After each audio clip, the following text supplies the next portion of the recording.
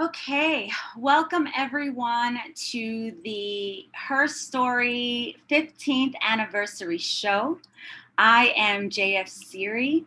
I am really excited and proud to be able to host this event tonight. You are going to hear from some amazing poets who I'm going to introduce in just a couple of minutes. But before I do that, I just wanted to make a couple of acknowledgments. So, there are some folks who are still checking in, so we're checking folks in. You can watch us and share this with your friends. We're on Facebook Live. We are also on YouTube Live. Just take yourselves over to the Nuyorican Poets Cafe pages on Facebook or on YouTube, and you can follow the show live there. If you're not already logged on Zoom. Those of you who are here on Zoom, please make sure that you keep your mics muted throughout the performances, so that we can hear everyone and we can get transitions in. I think those are all of my announcements before we get started. So we're going to transition in a little bit, and I just want to read a statement that was shared by our director, Midnight, who has these words for the ladies who are performing for you tonight. It was an honor and an absolute pleasure to be the director for this iteration of Her Story, especially given the fact that I am a man. I understand the male privilege that exists in the world. Even though I was bestowed with the title of director, I have to say, I learned so much from these phenomenal women. Their stories, their personalities, and conversations are a treasure that need to be protected at all costs. Thank you to the women of Her Story, on the stage and off. Thank you so much, Midnight, for those wonderful, wonderful words. Before we continue, I want to introduce you to a former member of Her Story. It's Real Light. It's Real Light is the full embodiment of her name, pronounced It's Real Light. Her one true goal is to inspire by living and breathing inspiration. Born in Far Rockaway, New York, and then raised in both Brooklyn, New York, and Aurora, Colorado, might be the very reason she's so versatile. She was blessed with multiple talents and preferred to just be recognized as a vessel. In her many travels, she was blessed to work with Dougie Fresh, Talib Kweli, Jamal Warner, The Last Poets, to name a few. Recognizing that we are all divine works of art, light has come before us humbly as unfinished. The reason why I wanted to begin with It's Real Light is because she was a former member who passed away, unfortunately, in 2015. And so I just wanted to make sure that we took some time to honor her. In just a few moments, we are going to be having a moment of silence. But before that, let's just do the moment of silence now. That's okay, we're good. So I want to share a few more names with you. Shelley Frey, Rakia Boyd, Sandra Bland, Kendra Chapman, Joyce Cornell, Relkina Jones, Raynetta Turner, Adiana Jefferson, Martina Brown, Simone Marshall, Alexis McGovern, Breonna Taylor, Kayla Moore, Michelle Cusseau, Miriam Carey. I would like you to all join me now in a brief moment of silence for these women who have lost their lives at the hands of police officers across the country, and for our dear former cast member, It's Real Light. Thank you.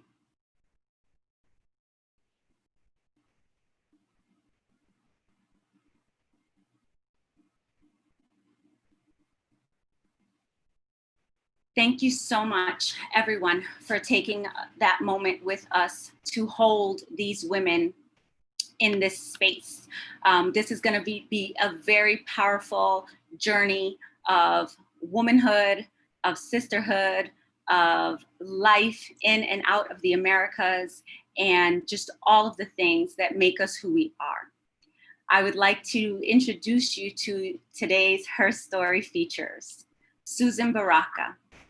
Susan is a lawyer, poet, writer, actor, activist who has been performing live for over 17 years. Susan has featured at the Nuyorican Poets Cafe for a number of spoken word installations and was two-time slam champion of the Big Mouth Bout. She went on to Slam Nationals in 2006 with the Newark, New Jersey Slam team, and she has toured nationally with several different runs of Her Story since 2009. Susan is an amazing, amazing woman, and I'm so proud to share the stage with her every time. Tonight, we also have featuring Miss Christina G, a 25-year-old Latinx divisor, designer, and New York City-based writer. As a youth poet, her work brought her to Paris, France, and notable stages like the Apollo, Nuyorican Poets Cafe, and Bowery Poetry Club. In 2016, she completed her first, not her last, but her first self-published chapbook, The Comfort House. After receiving her master's in educational theater, Christina revamped her artistry, infusing stagecraft and design in her storytelling. Next, we have Lea James. Lea is a spoken word artist from Chicagoland who lives in Trenton, New Jersey. She has been writing for over 16 years. She has performed across the country, including the world's largest poetry showcase twice, and plans on writing her first book this year. Lastly, we have Rami Ramona, who is a poet, writer, educator, student at the New School. Her work can be found in the Southampton Review, Seventh Wave Magazine, The Source, and many other publications. Ramia is currently working on her manuscript that is expected to be finished by the end of the year. And I'm your host, JF Siri, a Nuyorican poet and actor who was born here in the Bronx, where I currently reside. I've been performing poetry all over the United States and around the world for well over 15 years now. I am so honored and proud to be part of the Her Story family, and I'm just looking forward to sharing with you this extra special night.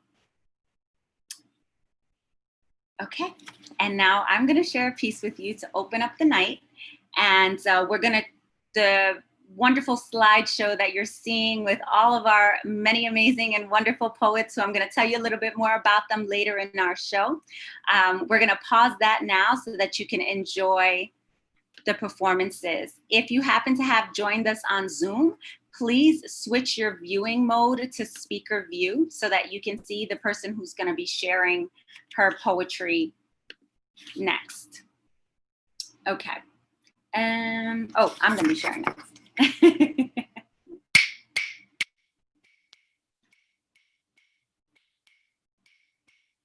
My heart beats to the rhythm of the clave. Caribbean sun-kissed skin, mi piel, café con leche. Coffee bean colored, these are the eyes of my mother. Raised by the Bronx musing on medleys of salsa, pouring Hector, Frankie, Celia, Ruben from apartment windows, inspiring spontaneous song and dance from locals watching games of domino on city sidewalks. Childhood memories of syrupy sweet tamarindo piraguas and playing in pompas to cool down on heat-drenched summer city days. We eagerly anticipated the Puerto Rican Day Parade with our banderas held high. We shouted, "Huepa! Que viva Puerto Rico, isla del encanto y amor de mi alma."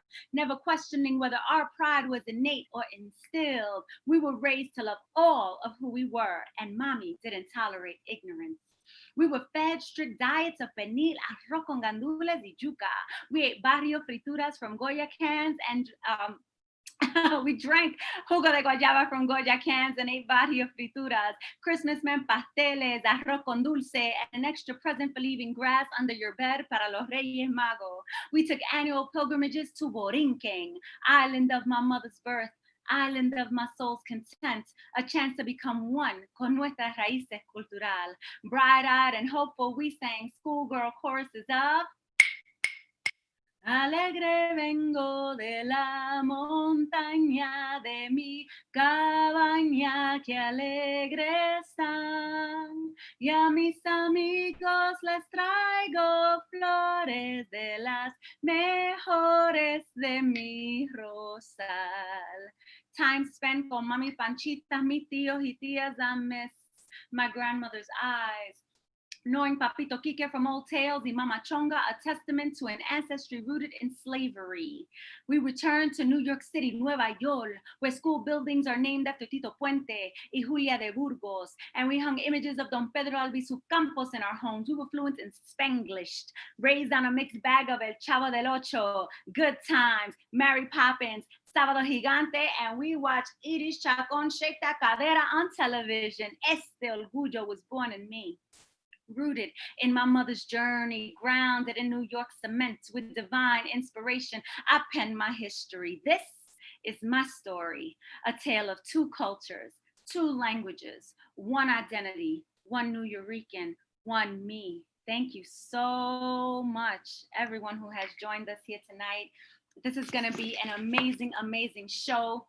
I can't talk about these women enough. I'm so excited for our returnees. I'm so excited for the sisters who have just joined her story. And we are gonna rock out with our first segment. I would like to bring Ramya up to the virtual mic.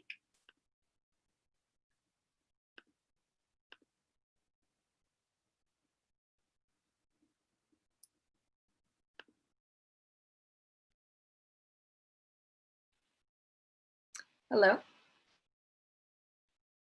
Hey, can you hear me? You're good, girl. Kick it. Cool. This poem is called My Name Is. My name is flower. My name is something that stretches out the ground. My name is always waiting for the sun, always looking to the things above me. My name is gone too young, dies too soon. My name is have we met before? My name is made for you to possess, made for you to take care of. My name is I've cradled my own tears before. My name is I'm tired. My name is I have my own roots. I got my own water. My name is it raining yet? My name is I'll settle for standing. My name is I'll drink from what you walk on. My name is I'm clothed in color, which means I'm the only rainbow you can catch. My name is I'll huddle all my vacant prayers and throw them into the ashes. My name is watch me burn. My name is watch me make you burn. My name is things are always falling off me. My name is I am a slow death. My name is I'll drink from what you walk on. My name is woman, a thing of repeat, a gift. My name is drown me and I'll come back, a trinity. My name is makes you happy, a constant resurrection. My name is, and I'll still bleed a river, and I'll still be a biochemistry, and I'll still be, my name is woman, and I'll still get back up like a resurrection. I'll still be an open grave, a death undone, and I'll still walk out of quicksand like my feet are rapture, like my hands are a double-edged sword, like my heart is the fall of Goliath, like my voice is the break room for angels, like God is working double shifts through my spine. My name is woman. My name is woman. My name is woman. My name is I'll drink from what you walk on.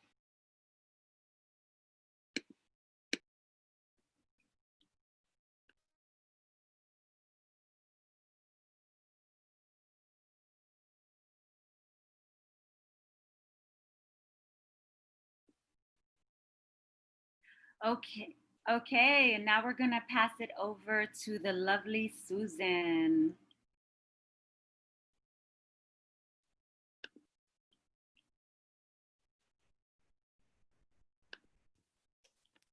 Hi guys.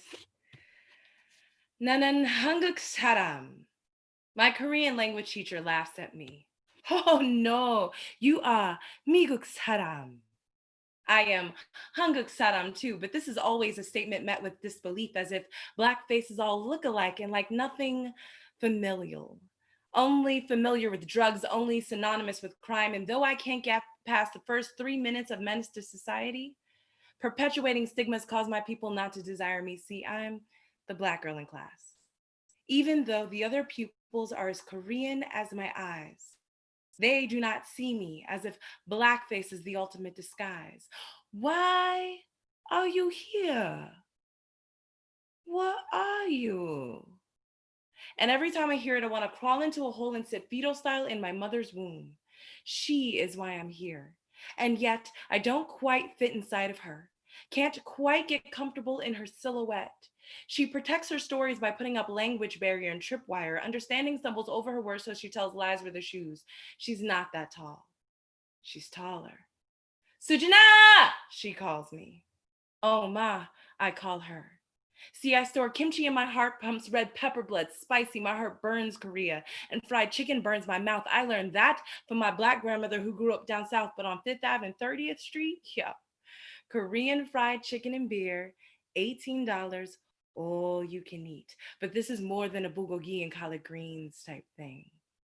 Yes, my mother does do nails for a living. But beyond that customer service smile, yo, my mother has been through things. A man who was supposed to be the answer to her dreams. A man who was supposed to change her life forever, and he did.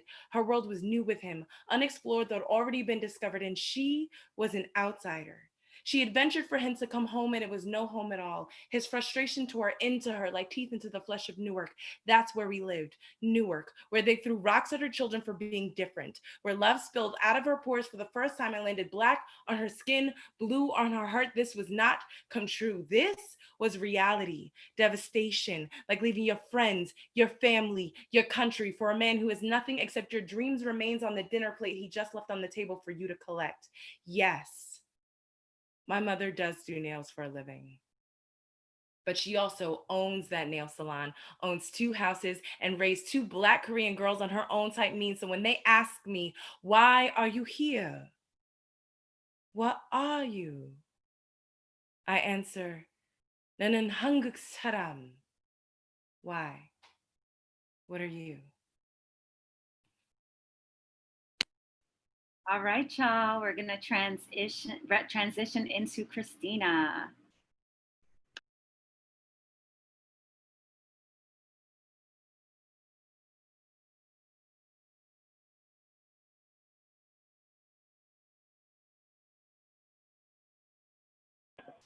Yes, I appreciate y'all giving people big ups. Thank you. That's amazing. I was going to do a round of applause for everybody once all the speakers went up, but I'm sure everyone appreciates your comments. So keep those rolling in. Snap online, snap online. All right, I'm going to pass it to my darling Christina. Thank you. At the coffee shop I used to work at, there's a running joke where the owner grabbed a 5-pound bag of decaf espresso and relabeled them Depresso, aka sad beans, aka you know what that means. I mean, customers point and chuckle like there isn't art on the walls right behind them. Did you know that decaf is still slightly caffeinated? That's the funny part. You order something that doesn't make sense and I make it happen with a smile or a grunt, you know, give the people what they want. Decaf is short for decaffeinated coffee whose nutritional value is identical to coffee itself. What do you say to a sad bean that defeats its own purpose? In between drinks, I tend to sink myself deeper and spiral myself into imposter syndrome and somehow ground them into a poem. Decaf is me. I am depressed, so decaf is me. Full body ristretto. Decaf. It's coffee from sad beans that have had at least 97% of their caffeine removed.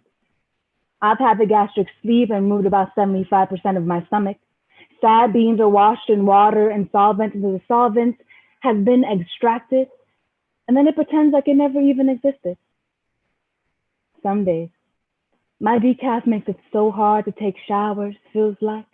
I should have never even existed. My decaf straps me to the bed into my back so sore. I smoke my way into the upside down. I hearts type compliments and gather the lies of I'm all right and I'm fine like grinds as I build myself ashore to the land unsure.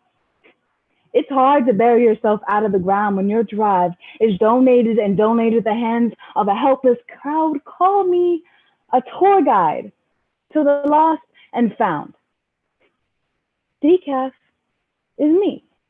I am the press, so decaf is me. Full body, ristretto.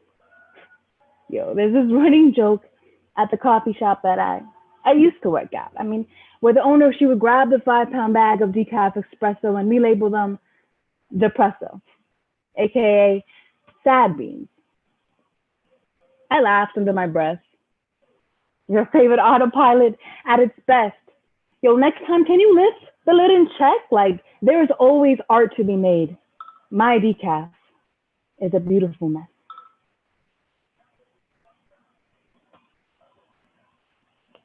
Yes, and now we're gonna transition into the amazing Lea.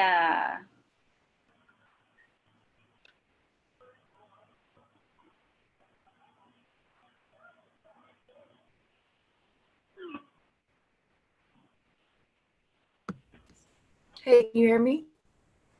Okay, great.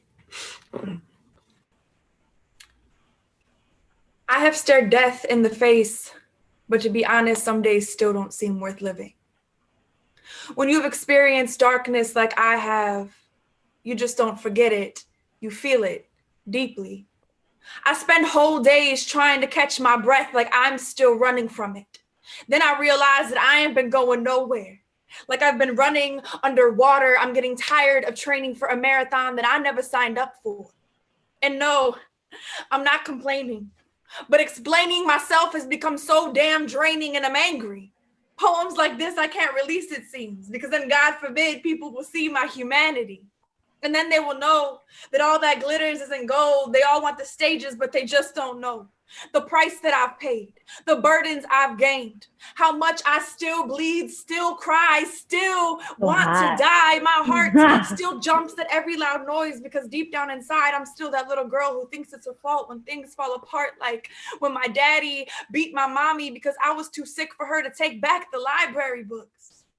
I'm a grown woman and I'm still shook. If people only knew how heavy my pen was, they'd keep their mouths shut. It takes all my energy sometimes just to hold my head up, simultaneously healing others while still healing myself. Because I too need help, need a hug, need love, but no love ever seems to stay. They all love my image but cannot deal with what is inside of me. I have years of silence built up within my womb. But when those labor pains kick in, it's like all the men seem to leave the room and then have the nerve to tell me to take the pain that they caused and write poems. And they wonder why I sound so angry, seem so bitter. I have lost more than I have gained. I am thankful for the sunshine, but more familiar with the rain. Happiness seems to be like a luxury these days. You try fighting demons publicly and then privately falling on your face. Holding it down isn't all that I can do. I fall apart beautifully too. I'm a pit bull on a chain with a muzzle in a cage like a storm out on the ocean, viewed by everyone, misunderstood but untouched. I am a war waiting to happen, just looking for someone to listen without judgments or solutions. Confusion, I wish we'd all stop acting like we haven't felt it. And stop side-eyeing me because you think my belief system has melted. The only thing that is left is God in the darkness, moving amongst the void that is within me and on the water from my tears. Like the beginning of creation, I will stare God in the face and watch him create me again. Thank you. Thank you, thank you, thank you.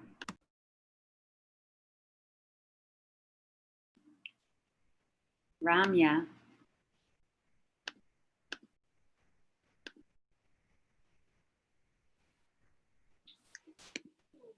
Your story, my story, our story, her story.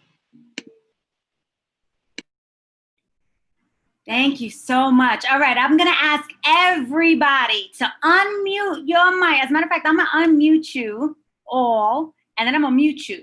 But I'm gonna unmute you so you can hoot and holler and clap and snap for these amazing women. And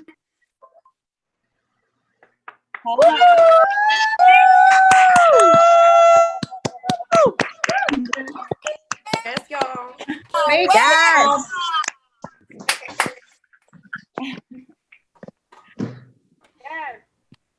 thank you so much, everyone, for that. And you know, we're still working out the kinks of working in this virtual space. So I just wanted to make sure that the poets heard your love. We have some coming through from the chat. I'm sure there's lots of energy happening in all of your different spaces in all of your homes. Shout out to the folks on Facebook. Shout out to the folks on YouTube that are following us. You know, I just want to make sure. So after every segment, I'm going to unmute everybody. We're going to hoot and holler for these ladies, and then we're going to keep going.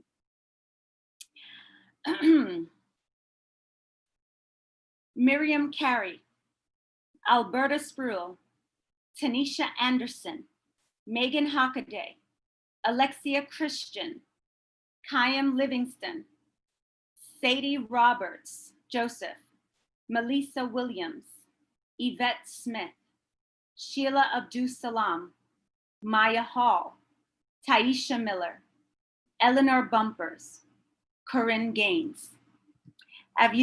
Some of you have noticed throughout our performance, I am sharing the names of women who have lost their lives untimely due to police violence.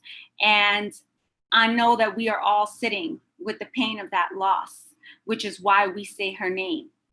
So every time we're transitioning from segment to segment, I'm not only going to share with you the names of the women that we've lost, but I'm going to share with you some organizations and some women that are doing some incredible things. And so I want to share that with you. Right now, I want to talk about an organization called Girl Trek. They came on my radar via Twitter not too long ago. And as I explore more about this organization, I am just really excited that something like this exists.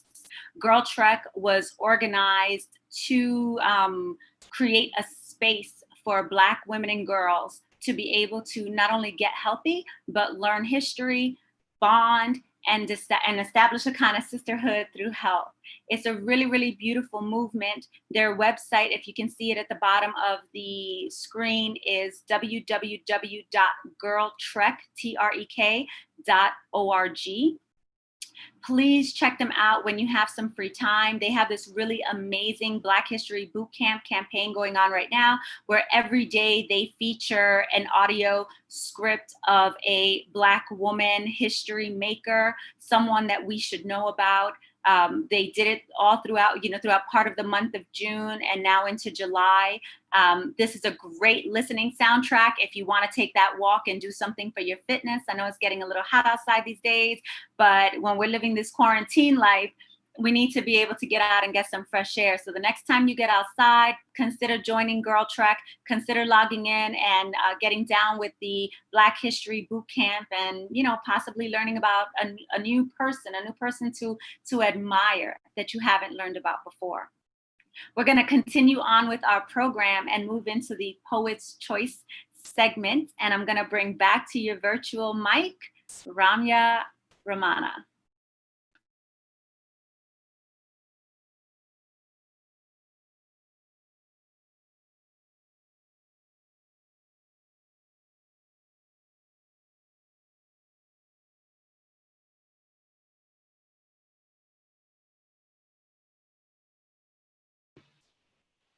Can you hear me now?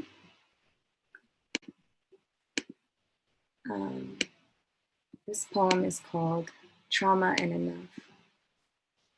The thing about trauma is that it's often realized in retrospect. So when you are enduring trauma, you may not understand that this is the word for the weight that holds what you are carrying. Instead, you will feel a boulder finding a home in your chest.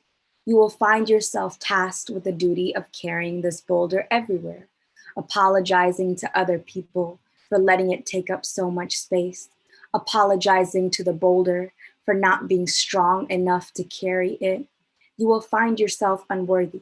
You will cook up the feeling of not being enough in the heat of your mouth and find it spilling everywhere you go, like pieces of sand off a shoe after you've walked out of an ocean. But you must remember that there was a time it wasn't like this, when it was just you and your heart with no interruptions. My first experience with racism was when I was 3 years old, when a group of white teachers locked me outside in 6 inches of snow for an hour because I wouldn't stop crying. After leaving me an hour to soak with the ice, to turn my hands into their own wind chimes, my cry sore from its own echoes, they decide to bring me in and swarm around me like an interrogation office, as if my being itself was sin, was a stain on this earth.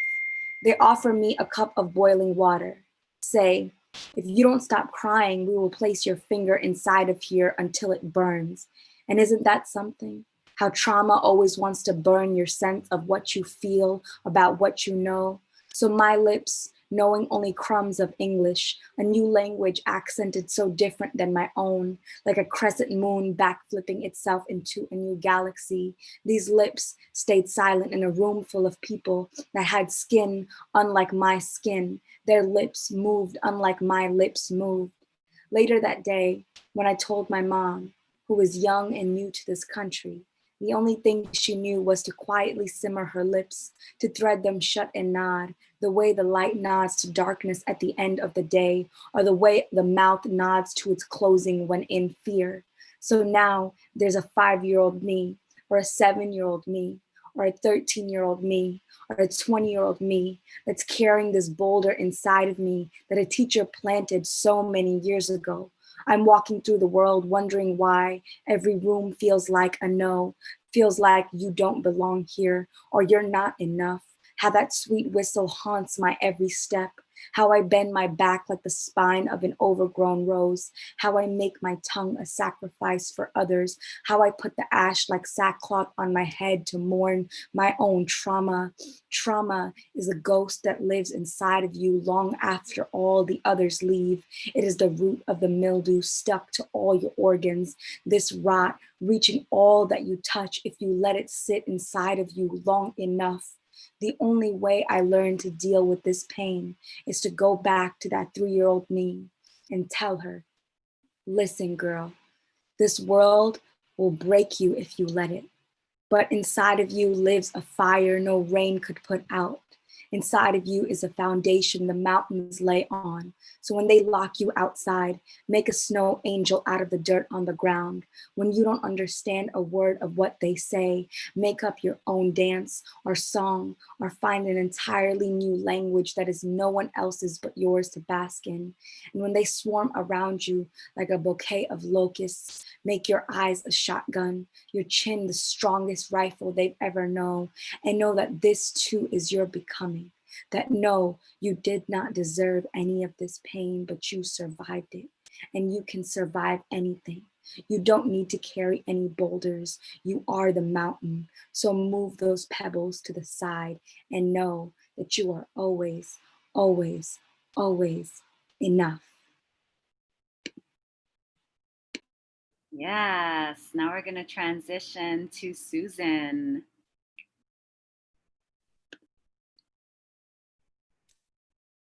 I'm that Black girl working at a corporate law firm that breaks bread with Uncle Sam. I can't scream revolution behind the walls of my cubicle. I can't pay my rent with free verse. Can't proclaim my Blackness behind white sheets of legal paper and rhetoric. It makes me sick to speak their language. Yes, sir. Right away, sir. Okay. Okay. I work 85 to 100 hours a week voluntarily because I have no choice. I feel like a house nigga at a minstrel show. First, I wipe an ass boss and I put on my singing voice.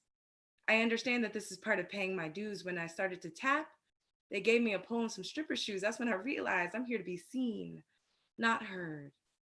Smile as I shake it fast and let dignity sit where corporate ties slip between paralegal lips. Can't sleep in the morning, can't sleep at night.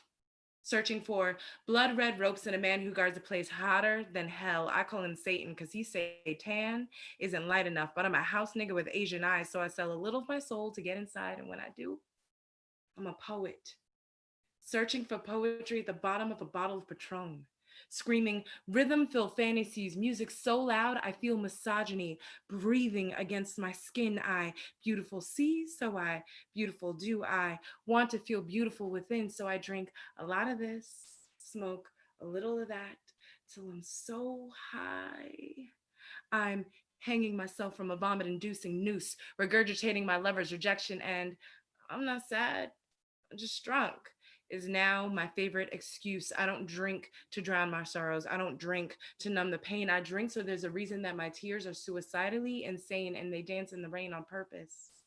Hide my tears in God's tears so you think the sadness sitting on my skin is surface. Yo, I dance in rain on purpose. My skin cries glitter wants to shine, feeling worthless. See, I thought I wanted to be seen, but my pores are open wounds in a crowded room full of people pressed against each other, trying to remember warmth. That's not lust in his eyes, it's loneliness. And that's not liquor on his breath. It's 3 a.m. restlessness, anesthesia, and hope. Fuck the music. I'm losing my voice because I'm growing wings in my throat. From corporate slave to hip hop hoe, I put my sword down for stilettos, traded my freedom for a salary, then realized that money, beauty, and popularity alone didn't make me that nigga. It made me a nigga. The fluorescent sun doesn't set in my cubicle until Mr. Say it do. And I can't shine if I lose my voice in the dark. That disco ball is a lie. It reflects light. I create it. So I put the Patron down to make room for my pen. My voice is rising, sun. Time to make it dawn on you. Again. Yes. And now we're going to transition over to Christina.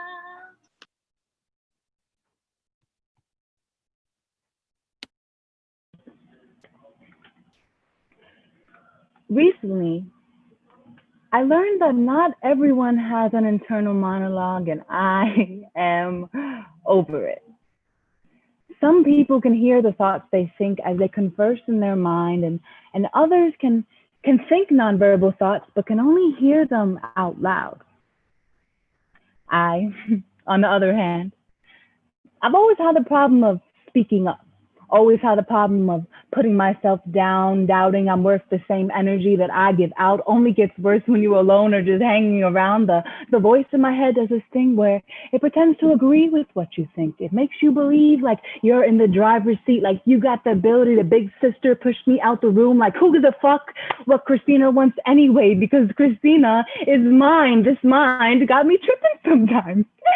You ever ask yourself what you want to eat? You ever want window shop and want shit you don't need? You're telling me that not everyone has to deal with this personal bully man spreading all over my prefrontal cortex? Not everyone got the same smooth jazz tunes of you're a piece of shit, you're a piece of shit, you're a piece of shit.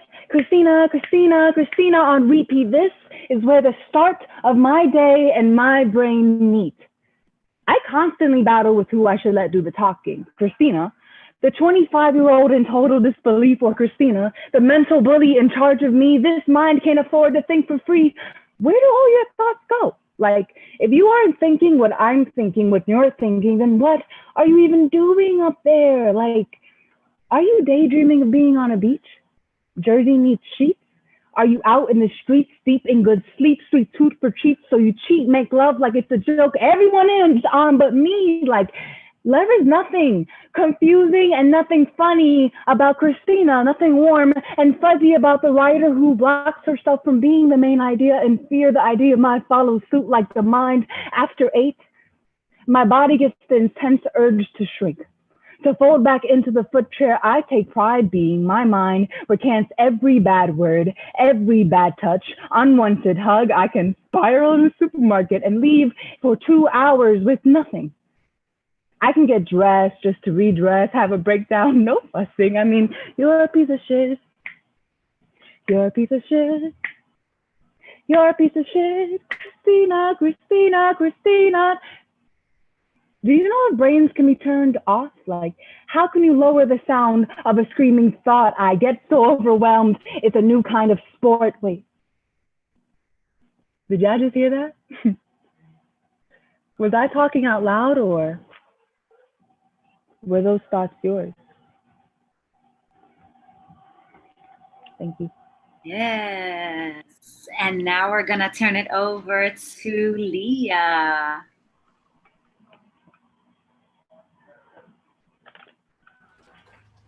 Hey y'all. So it's raining really bad here and thundering really loud. So if you hear that in the background, I'm sorry.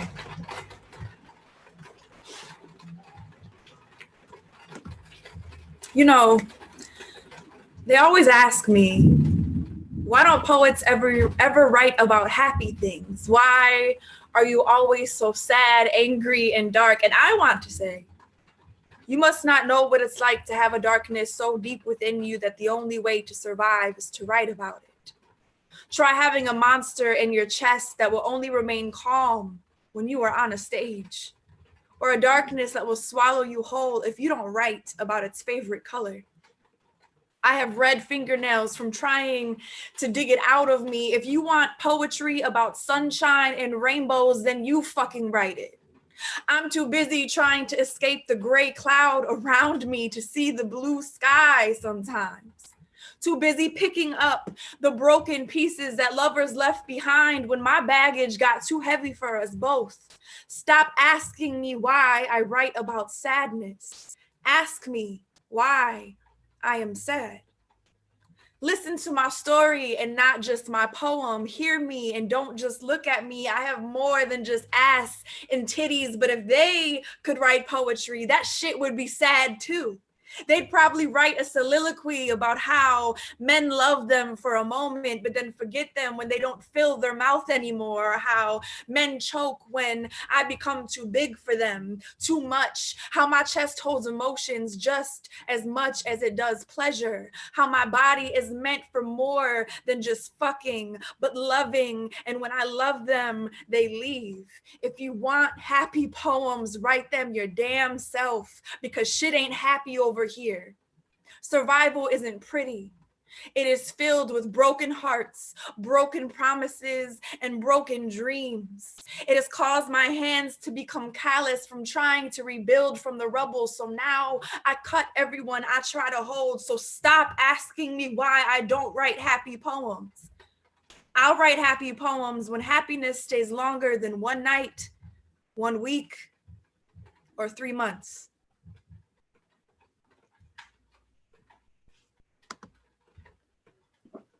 Susan.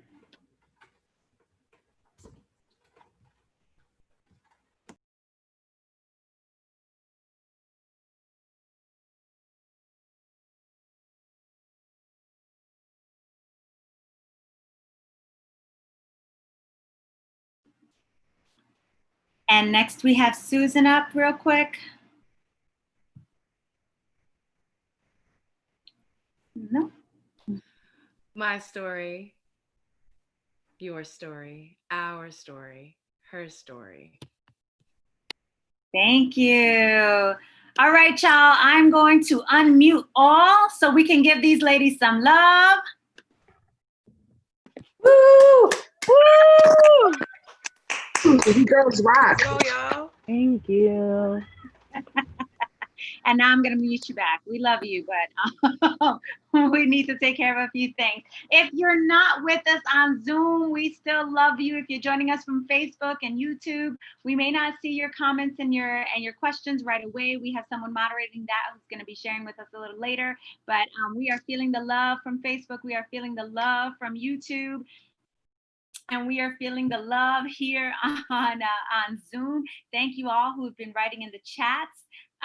So I want to share a couple of things with you, a couple of thank yous, actually. So we definitely want to thank the New York Council on the Arts for supporting endeavors like these. We want to especially thank Carl Charles Media for producing this show since its inception. And we certainly cannot say goodnight, and the night's not over, but we cannot say goodnight without thanking the Nuyorican Poets Cafe, who has been home to her story as long as I've been around with her story. I'm sure before that, and I'm sure we'll have a relationship with the Nuyorican Poets Cafe long after, into our 30th, 40th, and 50th anniversaries. So we are really, really grateful for these cultural institutions who've been able to come together to allow us to share our show with you. We're going to continue on with our program.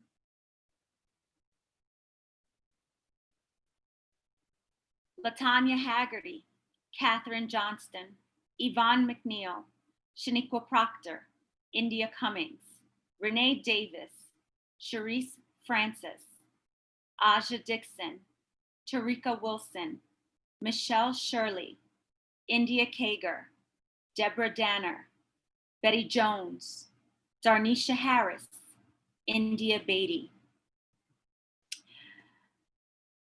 Again, we say their names so that we can continue to honor them. And now I want to turn your attention to someone who is just incredibly phenomenal, who's doing some work that I wanted you to know about. There's a writer and educator named Tara Betts. She's also a poet. She has two published books of poetry, Break the Habit and Arc and Hue. Right now, she is currently campaigning to raise money to open a community arts center in Chicago. This is so important because this organization is going to provide dance classes, writing classes, lots of different supportive opportunities for people in the community. This is a largely African American community in Chicago that is underserved. And so by creating this community arts space, Tara is going to be able to provide artistic opportunities for young folks. And that's something that is sorely needed, right? As we're looking at our socio-political climate right now, we need just as much, as many people as we have on the streets protesting and fighting for rights in that way. We also need to look at all the different ways that we can engage each other. Girl Trek is one way, and supporting this community arts space that she's trying to open up in Chicago is another way. I have followed Tara's work for years. I own some of her work. She's just an amazing, brilliant human being. And, I'm honored to be able to share her platform with you. You can find her on GoFundMe under Tara Betts. I'm not sure how much of the PowerPoint you can see from your end, but I put the link in. But it's really easy. If you just Google search Tara Betts GoFundMe, or if you go on to GoFundMe and you Google Tara Betts, you'll come up with her campaign. They've raised just over $40,000. They have a goal of $300,000. So again, if you have a couple of dollars to spare and you want to support a woman who is about it, who is going to do something really phenomenal in the community, I encourage you to support this particular fund. Thank you so much for listening, and we're going to move on with our program. So I'm bringing Miss Ramya back up to your virtual stage.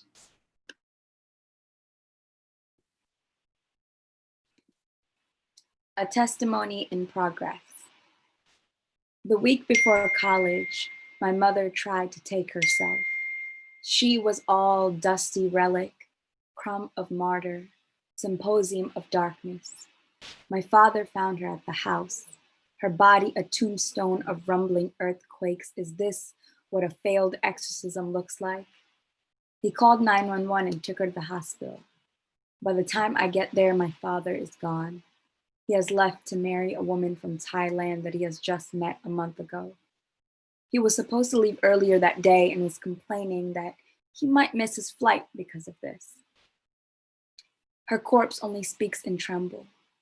My father will not be back in the country for a month. I cannot afford a dead mother or a blink, because any moment she can become all skeleton, all lack of soul and still. I stayed at my pastor's house for a week. They made sanctuary out of their palms and held me like the last scripture that is read before the end of times. And at this moment, I understood why I always hated theology. Because when God happens, nothing else matters. The only thing I knew was to make a seatbelt out of this mouth, to understand that there is a time for everything. When my mother started getting better, she asked for my father constantly. I didn't know how to remind her that the contracts were signed, that in this country, ink means far more than blood. She started asking for the rest of my family, everyone except me. I felt selfish for noticing this. A week later, her teeth open and close like the lid of a garbage can. She is able to carry conversation, and I'm not sure how I feel about this. For all she asks is for my father. I wonder then if mountains constantly ask for oceans, or if oceans cannot live without mountains. I realize neither of this is true. They are both beautiful and whole, and together they complement one another. This is caricature of relationship, but people do not understand that the earth is just an infinite book of analogies on purpose, including me, because what do I know about human life besides that it is far more than just surviving? And we're bringing up Susan.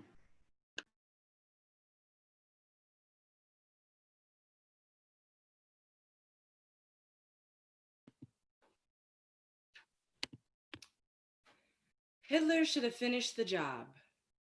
Black men are succumbing to the gay agenda. Queens don't twerk or fuck white men. Serena is a traitor. Bill Cosby is innocent. R. Kelly is being framed. MJ didn't do it. Kanye is being controlled. Donald Trump is the victim. And you, he said, you are my queen. So let's get off here, because my kings read books, not headlines, change minds with logic, methodic, fact-based sources. YouTube documentaries are not online courses. I support diverse origins of information, but critical thinking is a skill, unlike regurgitation. So instead of 5G conspiracy theories, why don't we focus on the shit we know is real? An administration that espouses xenophobia and racism, human beings with no home to quarantine in, no next meal. A woman walked up behind my mother at Walmart and asked if she was in line for the register. My Korean mother turned to face her and said, yes. The woman, not expecting the slant in my mother's eyes or the soul in her tongue, covered her mouth and backed away as if my mother was the one carrying a dangerous weapon. When we all know Karens be Karening. There is a crisis in this country. And if you're surprised that half the population has no clue about Greenwood Avenue, police brutality, or just racism, well, then you haven't been paying attention. I don't give a fuck what your color, gender, or affiliation. If you're not hungry for credible information, you're exactly what's wrong with this nation. So back to Hotep Hakeem. I am not your queen. I am one of those Black women who voted in 2016. There's no room for your misogyny at the barbecue. I'm fucking tired of being strong and smart and fucking magical like a professor with no tenure and no sabbatical. No, our ciphers haven't aligned. No, our souls aren't intertwined. Mars isn't in line with Jupiter. And no, the ancestors have nothing to do with you hitting it from behind. I blame myself for our failure. I've been too ready to let you cut the throats out of my words. Too ready to change the features of my face to smile in spite of your mansplaining. Too ready to massage male egos in order to keep the peace, but rah. Even the sun can't enlighten the deepest regions of the sea, nor does it need to. I will always be too deep for you. Being Black doesn't automatically make you for the culture, and calling me queen doesn't make you a women's rights supporter. So please, Before you come at me with all of your fucking conspiracy theories, do us all a favor. Pick up a book and read.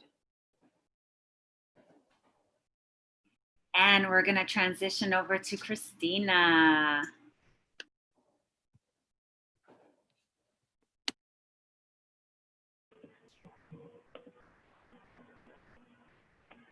Hey, can you hear me? Awesome. So when I was younger, I lived in Brooklyn. I went to school in Queens. I moved to my grandparents' house and we lost everything to a fire in 2013. I was getting ready for bed.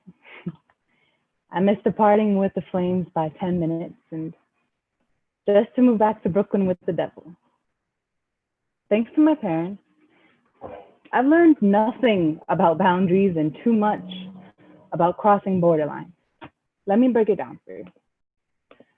The Brooklyn house sits between a forest and the neighbor whose husband we haven't seen since she murdered him. In it, there's a man, an evil man. I remember seeing him in my nightmares and waking up to him the morning after. Back when I thought my dad was a god, I would cry myself to sleep at night trying to figure out why he loved my sister more than me. You see, some fathers have a way to build their baby girls up so high they forget what they're made out of. They forget that they came from a man. He'd shout, "I called the shots." Your mother just carried the weight. And I wondered if for every poem I ever wrote, that if no one ever read, does Daddy still get the Daughter of the Year under his belt? It's hard to have a dad that poems just as much as you do. Most papers and the prayers so high, you would think the pastor was in on it too. When I was younger, I was afraid to shoot for stars because my father wasn't the one to lower the sky and pass them to me. Fools like me believe fathers give daughters coin jars for birthdays and come up with cheesy lines like, "Entra tus sueños, gordita. You're too small to be a planet and you're too round to make sense. Every tuck and roll you do is a threat. Sigue empujando, mija. Sigue corriendo, niña. Sigue en el momento, Christina. Keep singing and dancing. Learn to take hits to the face since you just got so damn much of it." Growing up daughter of a lieutenant, watching crime scenes on TV as cartoons, I always thought men who touched little girls were cowards, chickens. Dad, there's a difference between smacking me with your manhood, smacking my sister with your manhood, and me with your hand. If Karma didn't put you in that wheelchair, I would. Thank you, thank you, thank you. And we're going to turn it over to Lea. Thank you.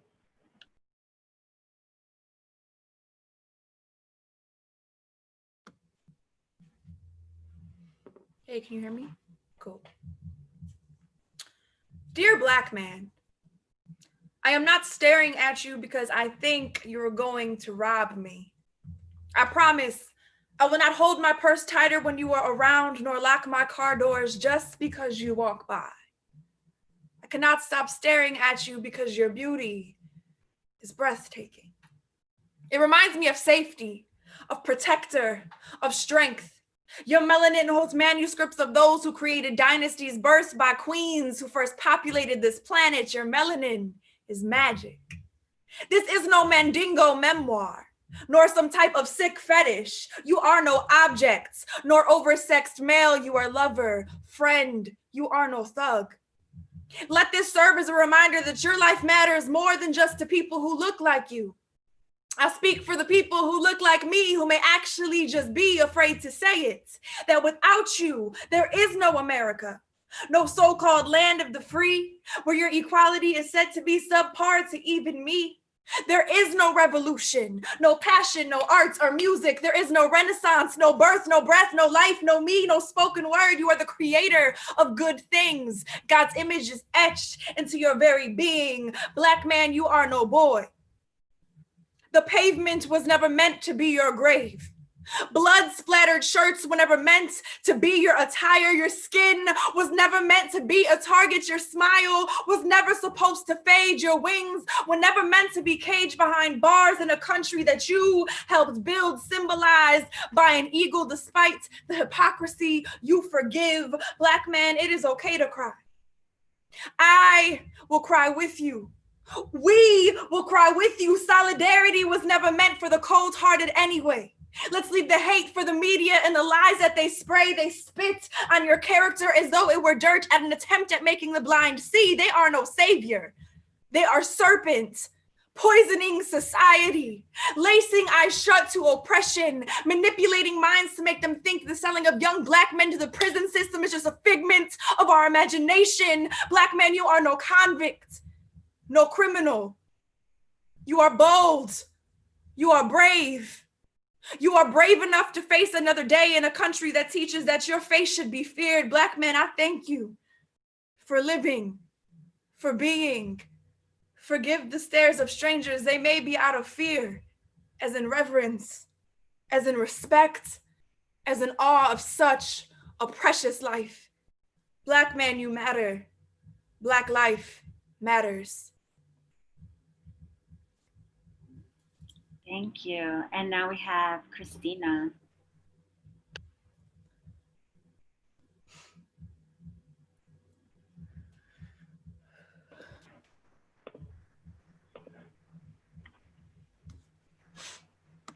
Your story, my story, our story, her story.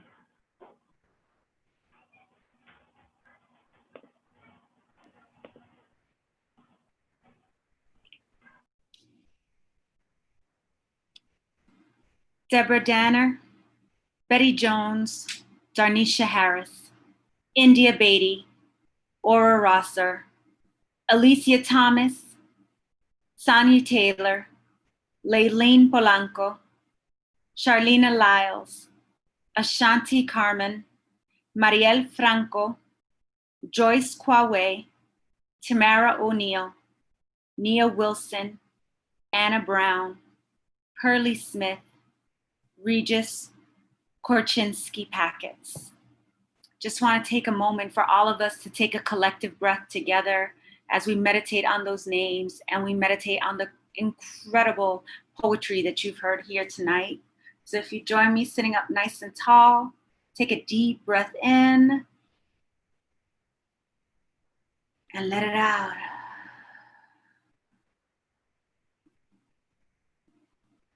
One more time, take a deep cleansing breath.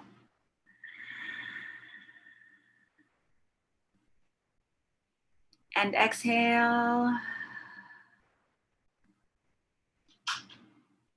There's one more organization that I want to talk to you about this evening. It's called Women Worldwide Initiative. This is an incredible organization that has its roots here in the United States, but does a lot of work around the world. Worldwide Initiative is another organization that mentors young women, mostly young women of color. Some of their programs are the Sowing Futures program out of the Dominican Republic. This is a program where they go to the Dominican Republic and they teach young women and girls how to sew so that they have another way to generate some income for their families, particularly those that are caregivers and can't get out to do other kinds of work. Another program that they have that's really phenomenal is the Tech Savvy Chimoza. This is a program out of Zambia where they're bringing computer labs into schools and classrooms so that students in that particular town have the resources that they need to continue to learn and to connect with the world outside of the one that they live in. And so, I know some folks that have worked with Women Worldwide Initiative. They are incredible women. The work that they do is incredible. This is another organization that you should get to know, participate in, volunteer with, work with. If you really believe in working with women and uplifting women, Girl Trek, Women Worldwide Initiative, the work my girl Tara Betts is doing out in Chicago. I'm sure you all know lots of organizations and folks that are doing this kind of organizing work. These were just three people / organizations that I wanted to highlight for you tonight to continue to spread the good word of what these folks are doing. I am now incredibly excited and maybe a little sad to bring you into our fourth and final segment. We are going to have a Q&A shortly after I share a few more words with you. So please stick around for the Q&A. These women are amazing. They have incredible stories. They are all in different places in their careers. So there's a lot to learn from these amazing women. And with that, I'm gonna pass it over to Ramya, who's gonna close us out with her last piece, and then we're gonna hear from the remaining poets. Pop quiz for an apologist. A. The Sphinx at the refinery made me feel like I am whole, all by myself. B. My mother apologizes every time someone asks a question. A. The Sphinx's back broke like seasons, but she was still grisly throughout the year. B. My mother raids her own heart every day by looking in the mirror. A. The Sphinx taught me life lessons, like just when you get comfortable with the waves, a tsunami hits. B. My mother taught me that a woman's space was learning how to not take up any. A. I wish the Sphinx was my mother. B. My mother sometimes acts like a child. A. The Sphinx is being taken away by the white man. B. I say sorry in the beginning and end of every conversation. A. The white man is going to talk about her sweetly, as if she went down without a fight. B. My mother is a sweet woman. A. The Sphinx had fists for eyes, looked like a revolution was living inside of her. B. People say I have a sweet face like my mother. I am always scared to hear this. A. I've had a history of white people taking things away from me. B. My mother says I should eat more papaya, said it makes your skin lighter. A. The lady who I want to be my mother is going to die. B. My mother has died long before I was born. A. The Sphinx is already melting before she's being taken away. B. I still say sorry in the beginning and end of every conversation. Thank you. And now we're going to transition to Susan, who's going to close out her pieces.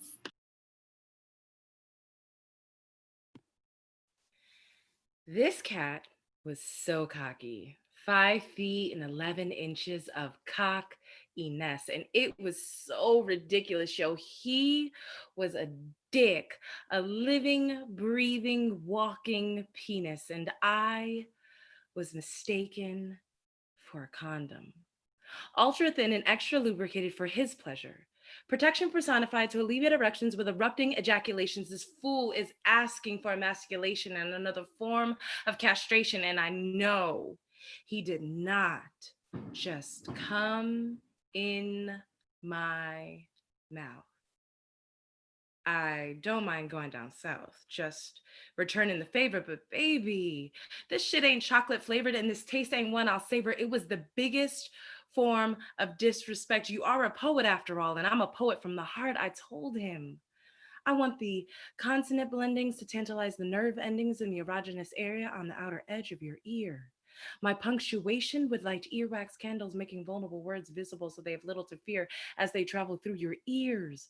Would experience erotic elation, your eardrums would grow buds and taste eloquent, dipped imagination. And my poetry would make mesmerizing memories as you memorize my mind. And my heart won't be too far behind. And he did not hear a word I said. Too busy staring at my breast. It's like I had X large printed across my forehead and Trojan written across my chest. It was the biggest form of disrespect. He came in my mouth, desecrated the temple of my words, ejaculated on my heart, and rubbed it into my soul and told me it's good for me. It has protein. But perhaps the protein he was speaking of was the kind illustrated in his attitude, which was pro, meaning to favor, and teen, meaning the teenage stage and the inability for him to act his age and grow up and off of himself. It was the biggest form of disrespect. So I'm done with blessing you orally and blowing your brain verbally and you not hearing me while you lick me metaphorically. And I'm supposed to sweat that.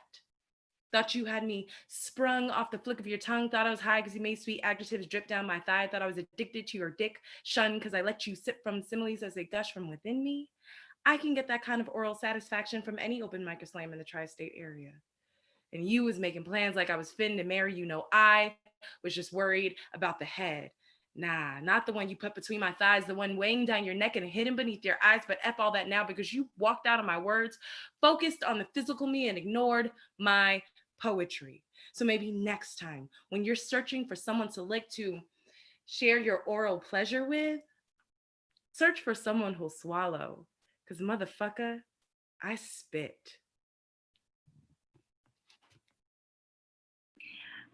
Yes, I said I'm looking at all the chats come in. Check out the chat, y'all. All right, we're gonna turn it over to Christina. Christina's gonna close out with her last piece.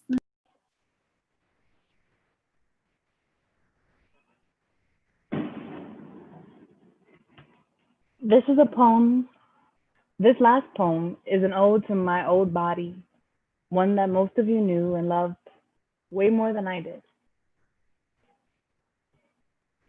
It wasn't until 3 years post-surgery that I realized that love comes all sizes. In August 2016, I followed in my mother's footsteps and successfully underwent the gastric sleeve. Prior to this moment, I went from 320 pounds to 180 pounds of flesh, mostly water to dead weight, 3 chins and 1 face. Yo, it's wild because if I stare in the mirror long enough, I still can't recognize me. I thought that losing weight meant that I could keep the old body, maybe breaking out open for a night out in the wind so I could dance without holes, take it to the seamstress and wear it as a coat. I thought that losing weight meant that I would love myself more than I did when I was fat, when in fact I loved myself short. That body was a cave I carved into a fort. That body was a stage I never let perform a house I never learned to swim in, so I shed so much my shreds shed. They recycled themselves into a single thread. I lost hair, the clumps the size of bread. I fought so hard to get somewhere I never even wanted to be. Dressed my confidence up in lace tops of insecurity. Got so lost in the sauce that I forgot who I loved and how I'm loved and what I loved and can't seem to give it up for myself. How foolishly I believed my body was too big to be seen, when it was the best room I could rent for absolutely free. Thank you. Thank you. And now we're gonna have Lea close us out with her last piece.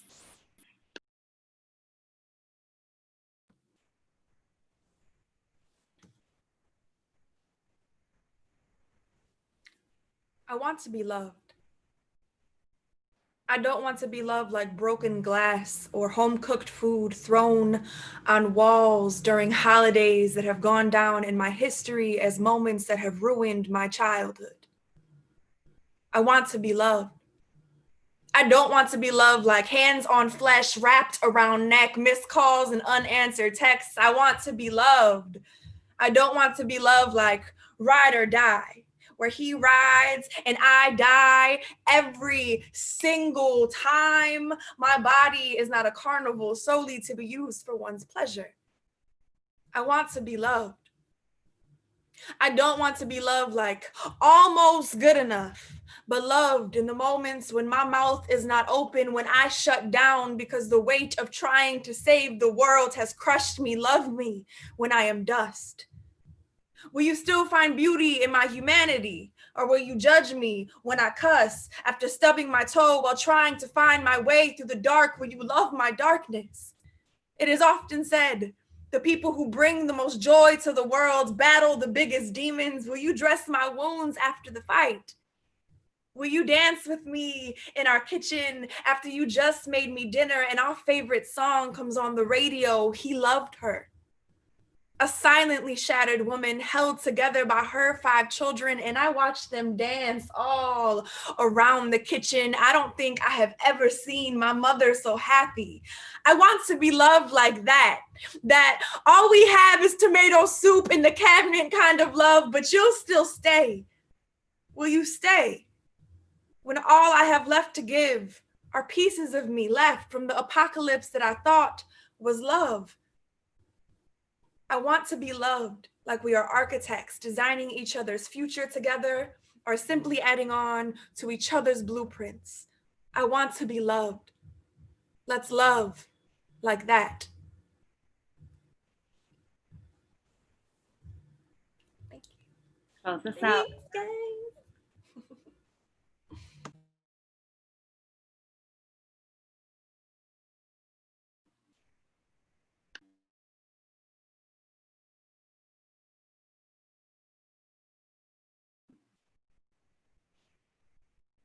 Lea, you can close this out.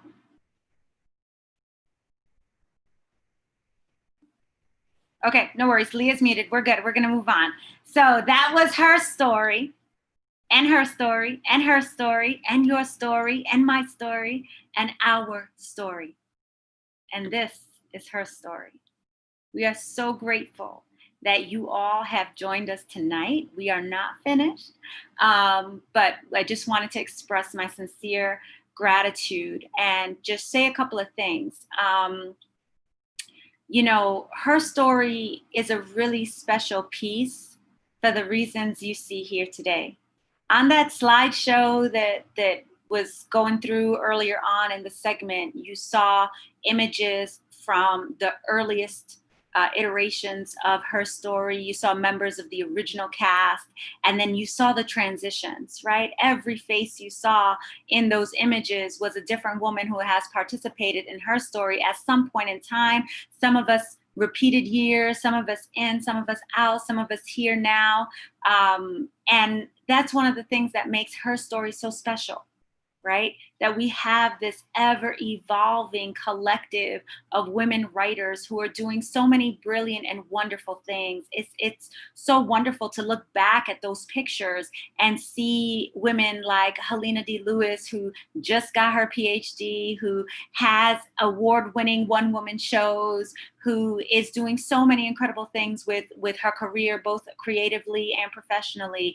We see folks like La Bruja, who have also continued on from here to do theatrical productions off Broadway, to have music on the airwaves, to continue to write poetry and publish books, right? So even though a member isn't always performing with the collective, their contributions to society and their contributions to the arts community are something that are so important, right?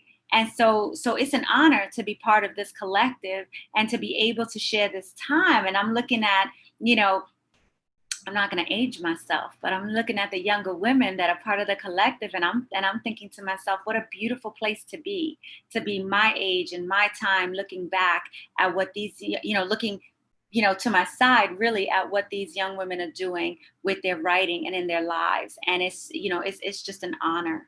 And with that, I'm going to transition and share some words from our founder, Mr. Charles. Now I'm going to try to do this in Mr. Charles' voice when he gets up on the stage, and he's going to want to, no, I'm just kidding. I love you, K.O. I was trying my best to do my, you know, if you have never seen K.O.'s one-man show, Growing Up Daddy, you have to see it. And if you've never seen him perform live, you have to see him perform live. So when I do that, and I'm doing it, one, on purpose, because I know he doesn't have a way to talk back to me right now, and two, because I do love him so much. So that's a little bit of me pretending to be K.O. for 2 minutes, but now I'm really gonna be K.O.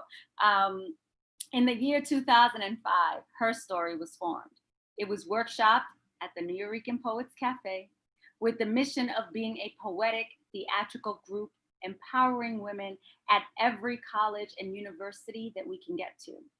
The first show was at Rhode Island University, as I watched an entire auditorium filled with students stand up and applaud 4 women of different cultural backgrounds performing poems, skits, and monologues, sharing their perspective of living in America as women of the times. Their stories were profound and relatable. And as the years passed, new members joined, and new stories were told. The result has always been the same. Stories of empowerment, telling tales of women of all shapes, colors, ages, talents, cultures, and bridging the gap between the women of today and future generations. They shatter preconceived notions of women in society and the ever-evolving roles they are forced to play. I am humbled as I watch them creatively tackle the hard conversations and make them easy to understand. As long as there are more women to empower, stories to tell, and voices to amplify, there will always be a her story. And for that, we are so grateful to you, KO, for providing us with the space and the means to tell those stories and empower other women. All right. So my friends, there are 32 of you still rocking with us on Zoom. I do not know how many are still rocking with us on Facebook or how many are still rocking with us on YouTube, but we're going to transition into our Q&A.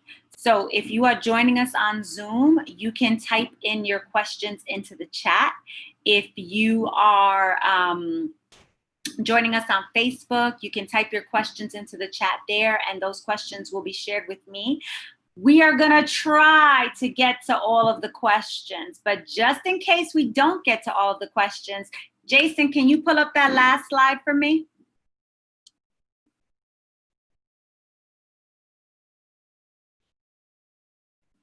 Or I can pull it up.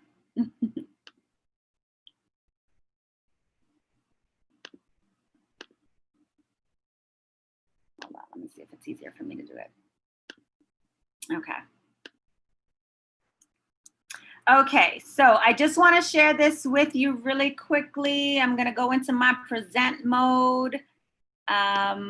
So here are the IG addresses for the poets that you've seen here today.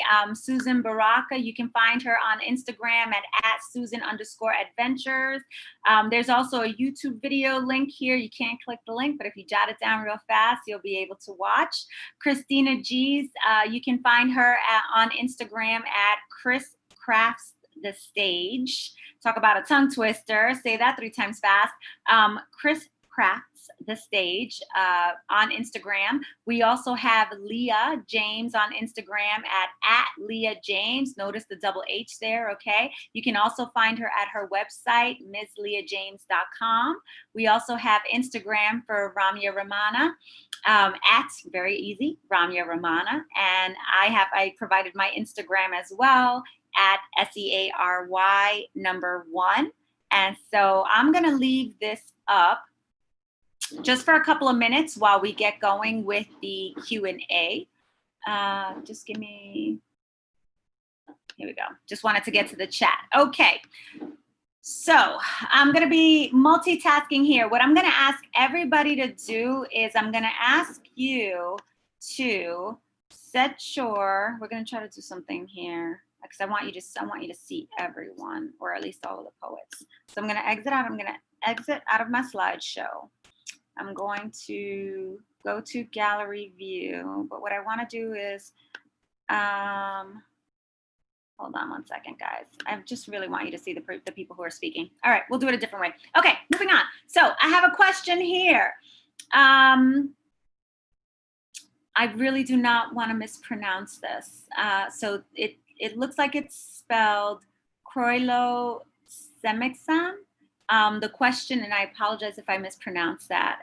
The question is for Rami. Oh, pronounced Quelo. Okay, thank you, Quelo. I appreciate that. This is for Ramya. Have you ever? Oh, hold up. Okay. Have you ever shared the piece with your mother? And if you did, I'm assuming that this is your last piece, Ramya. If you did share it with her, what was the response? And that's from Quelo.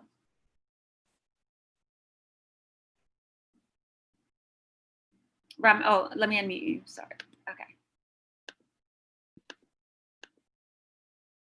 Go ahead. Thank you for your question, Quelo. I appreciate it. I have not shared it with her yet. Part of the reason why is because I think for me and for a lot of children of immigrants is we have to find a way to say something to them in a language that's accessible to them. And I find that me reading my poem may not it may be cathartic for me, but if she heard it, it may hurt her, right? And so how do I say it in a language that's accessible? And that's why I'm in therapy, to figure it out. So I'll let y'all know when I do have that conversation, but I have not shared it yet, but I do plan to. I am working on it to figure out the language. Thank you. And thank you for that question, Quelo. I just want to read a quick comment here from Jezebel Montero. I have to go, ladies, but you were all amazing, brilliant writers and performers. I can't wait to see you all perform again. Keep giving us this great work. We need it. Visit fuacatafilms.com. I'm a Latina filmmaker, writer, comedian. So Fuacata is spelled Fuacata, and then films, FILMS.com.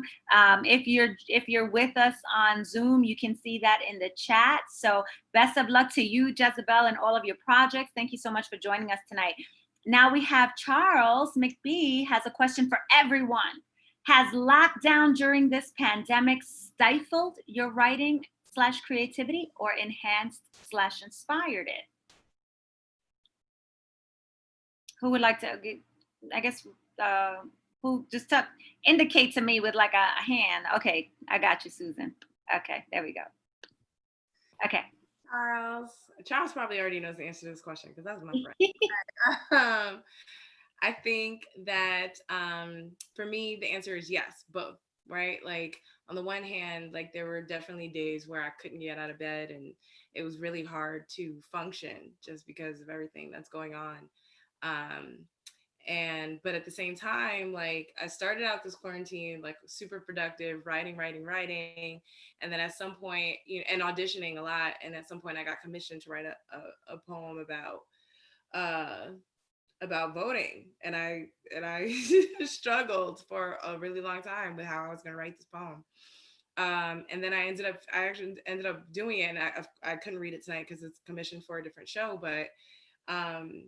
But yeah, like I found that I've really having this time has been super useful with respect to writing and creativity. But the climate of what is going on, there are moments where I just can't pull myself out of bed, and I'm learning to be kind to myself in those moments. So that was my experience. I don't know about you guys.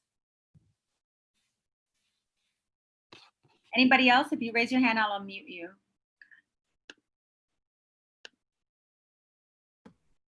Oh, go ahead, Lea.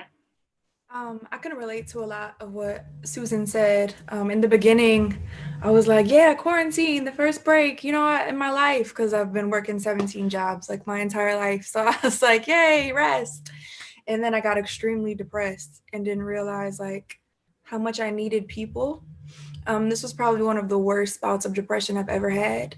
But it pushed me to get into therapy. So that's really good that like I've had the time to come, like I had the time to find a therapist and to actually like pursue it.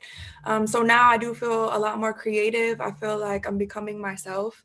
And one of the poems I shared tonight, the one about writing angry poems or happy poems or whatever, where I was like, you write it. I wrote that like 2 nights ago and I was like, this is some good shit. Like, and then I haven't wrote like that in a very long time. So I will say that it's definitely ups and downs and waves. And then especially with the racial climate in this country, I'm angry like all the time or scared all the time for my loved ones. But I'm learning how to channel that energy into something that will heal me instead of hurt me. So yeah, I think it's both.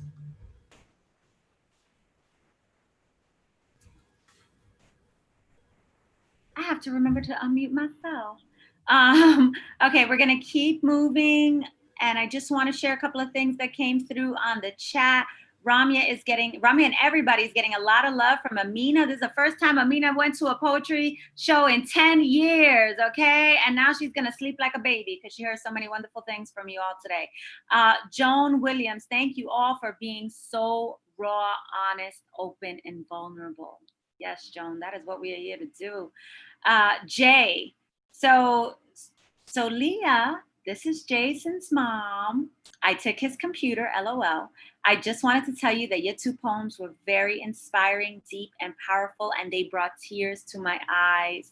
Keep on being creative and expressive. You will absolutely influence young women and make an impact on so many lives.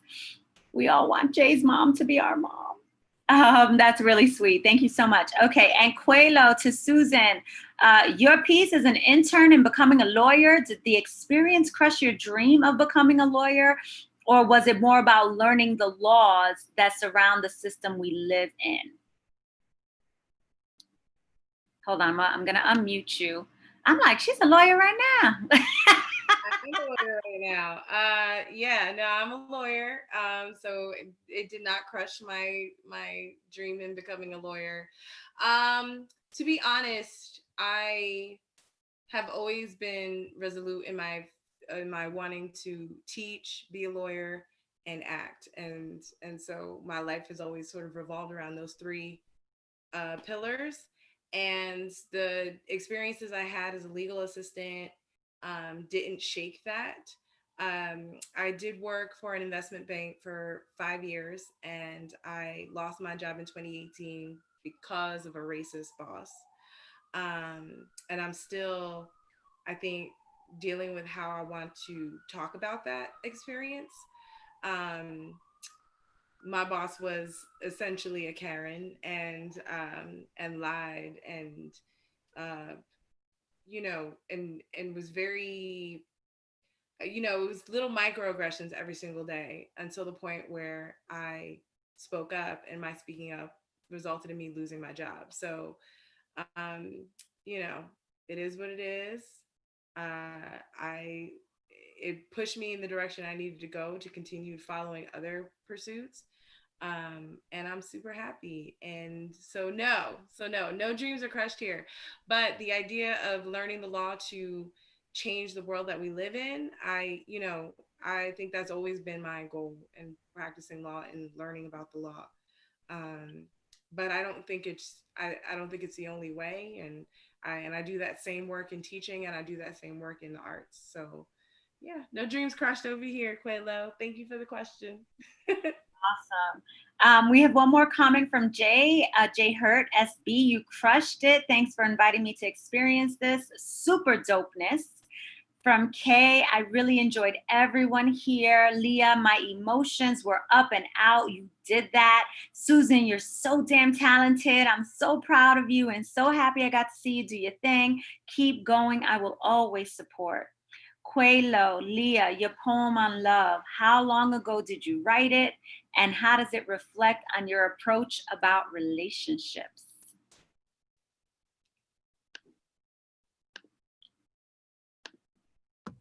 That's a great question. I wrote it years ago. Like, I don't even know how many years it's been, because like all the years seem to be blending together as I get older. But it was at least 3 or 4 years ago. And I have found that true love comes from within. And I know that sounds like real hippie-ish and all that stuff. Like, I don't believe that you must be the best lover of yourself in order to get love from someone else. I think that's false. But I do believe that one of the best loves that we can experience is from within. And when you do love yourself better, you are a healthier partner. So I learned that my desire to be loved by a man or a partner is okay and healthy, but it should never supersede my desire to love myself. So like I started to see like patterns occur in my relationships as a woman who grew up without parents. My mother died when I was young, and my father was like never really in my life. So trying to fill those voids, I realized that my desire from love from a man came from that, like the brokenness of my childhood, and stuff like that. So I still believe in that poem, but I'm at a place in life now where I am amplifying love from myself and love in my platonic relationships more than love in an intimate setting until I fill those voids on my own. So it'll be more of a healthy experience from here on out, because I'm tired of the bullshit. You feel me? That's it. Thank you. Cool. So that was our last question in the chat. I just want to take a moment and invite, well, first of all, I want to take a moment and shout out everybody who joined us tonight. We had folks in the double digits on Facebook. We have folks in the double digits here on Zoom. I'm sure we had some folks on YouTube Live as well. So we are humbled and grateful for your presence here. We really appreciate you. And I just want to check in with Quelo. I see you, Quelo. I should have had you come up here and be the moderator since you have most of the questions. So we have a couple more questions coming in that are going to round out our time. So I'm going to move over to Quelo, who's asking Christina, your poem about your father, does that affect your views on fatherhood? And how do you approach your father on the matter? Hold on, let me unmute. There you go. For a long time, I didn't have a relation. I chose not to have a relationship with him up to the point where he passed a couple of years ago. So that poem, I believe I wrote after the fact, after just compiling all of my feelings and all of those things. So he definitely knew I was a poet, and he definitely would read and hear the things that I would write. But I never really held anything back from him and chose to live that way. And no, it does affect my views on fatherhood and definitely like motherhood and stuff, but I just chose, based on the way that I was raised, from my mom and like my grandparents and like the amount of Black women and Latinx women and people of color that have all contributed and taught me how to take care of myself through these many, many years. I decided that I necessarily, even though they're my parents, like I don't necessarily need to always take in, what they give out and take in the knowledge and things that they have, and I can move forward from here, and build my own life. So thank you for that. Thank you. Thank you for these amazing questions, and thank you to everybody. I mean, it's one thing to share yourself in the poem. It's another thing to share yourself in the Q&A and really allow us to be intimate with you in this way. We have, which I think will be the last question, unless another one sneaks in there, from Miss Brandy. Powerful and real words. Thank you. Being vulnerable, for being vulnerable and sharing your worlds with us. My question is for Christina or any of you. How do you care for yourselves after both writing your story and giving your story through your spoken word? So that's such a wonderful question because of the self-care aspect, because of the creative arts aspect. So I'm gonna let every participant respond to the question, and then we'll close it there with their ideas about her story. Okay. Who would like to start? Oh, don't all go at once. Well, actually, Christina, I'm going to start with you for two reasons. Number one, you're currently unmuted, and number two, your name was actually named in the question. So we'll start there, then we'll go to Susan, and we'll Thank you so much. So sweet, so kind of you. Okay, so should I do my her story part first or answer the question? The question first. Okay. Caring for myself has been a journey, it's a process. During this time, I haven't written but I've been thinking about writing, which is better. I've been allowing myself to give myself the time to think and to process and to like try to like, I don't know, because when you write and put it down on paper, like it's a whole process in itself, so I'm not there yet. But when it comes to like caring myself, I'm just trying to like drink my juices and take my vitamins and drink my water and stay inside and and accept the love that I know I'm worthy of, you know, from people that love me.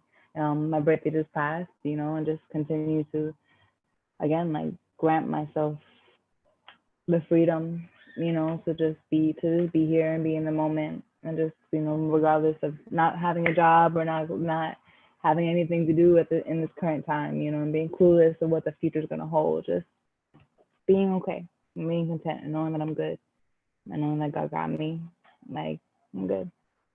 I'm gonna hand it over to Susan. I think that for me, the writing is the self-care. Like, Yeah. that's how I take care of myself is by getting this shit out in some way, shape, or form. And for me, I think this work is important. Her story for me has been an evolution. I've been with the tour for at least 10 years, and I've been with several different casts, and I love these women, and all of the women I work with, they have all evolved. Like, Siri doesn't even look like the same person I met, you know? Like, we've all changed so much. Even looking at those pictures, I was like, wow, I was really young when I started this. But I think her story is beautiful because, you know, as much as it is therapy for us, I've seen it work on work its magic on the people who are sharing in this process. Yeah, Amina, yeah.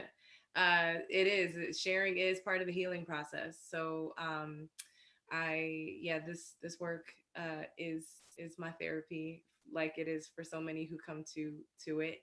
And her story is, and I think, thank you, by the way, thank you, KO, for inviting me all of those years ago to participate, and for continuing to invite me to participate, and for bringing all of these amazing artists and thinkers and women, and giving us a platform for our voices, and being truly an ally for all of these years. You are loved, and thank you, Midnight, for being our director this go round. All right, that's it. Love you guys. Ramya. I think for me, part of what self-care looks like is being in community, because a lot of the times when I'm writing my poems or sharing my life experiences, it's heavy, like Christina says, like it's a process in its own. And sometimes it's like, yo, like I didn't know I went through this much in life. Like I went through that, like what? And it can, if I'm not careful, I can feel like really alone in that. And I think part of the reason why I love like being part of her story this year is because we really had each other's backs. Like when we were on the road together, when we were performing together, I think what made it so worthwhile is that, you know, it's sad that we shared in a lot of trauma, but it didn't end there. It wasn't like, oh, like we connect in trauma and that's it. It's like, okay, we connect in trauma and we also want to connect in this healing. And we wanted that for each other. And I think that, like, for me, that's so important because that self-care I need, especially as a performer. A lot of what you do is you pour out into others, and it's important that you have that coming back to you. And I think when you can operate from that place of intimacy where you're like, I know I'm good, I know I have people in my life, and I know I'm loved, it's easier to do the other work because it is heavy, and I think that's part of it.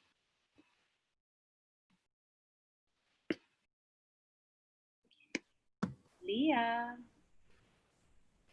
So I agree with each and every one of them. And also, like, performing live and even performing on these Zoom things, man, it's draining because you pour yourself out and you're talking about, well, a lot of our poems are about traumatic things. So it's like you're reliving it, and I become very, very drained when I do that because I want people to feel what I'm saying. So usually after a live show, I need like 2 days to be alone. like, or my attitude is trash, like I'm a jerk, like I don't want to be like, it's hard, like it's rough, like I gotta eat right, I gotta sleep right, especially touring, making sure you eat right, like, and that's why I love these ladies, because we really had each other's back. Like it was like, okay, let's buy these juices, let's get this healthy food, let's get these snacks, like, you know, I'm a vegetarian, I think someone else here is too, like we have a lot of dietary restrictions, we all were making sure that we were good. So when you are a live performer, taking care of your body physically, working out for me helps a lot too, because then I feel more confident on stage. It's a layered thing. But then even though I spend a lot of time alone, having people who are in my close circle who I could go to and just be a regular person, like, you know, because it's like you get so caught up in performing and people seeing you on a stage and people like almost kind of putting you on a pedestal and thinking that, you know, oh, well, the stuff you write about is in your past. No, like I'm still depressed. I still go through shit. I still have problems. I'm still a person. So having people in my life who like knew me before the poems, to kind of like keep me grounded is self-care for me, and just to be able to talk about stuff that has nothing to do with art or, you know, just regular stuff. So I think it's a holistic thing. At least for me, that's what it looks like. Thank you. Awesome. Thank you so much. Thank you for all of the questions, everybody who asked questions. I just wanted to really quickly just honor all of the women who have been cast members of Her Story: Vanessa Hidary, Helena D. Lewis, La Bruja, Pandora Scooter, Israel Light, Claudia Alec, Tahani Salah. Shout out to Tahani. She was with us earlier this evening. And she has a little young one at home, so I'm sure she had to cut off. But I saw Tahani's name, and that was really nice to have that support.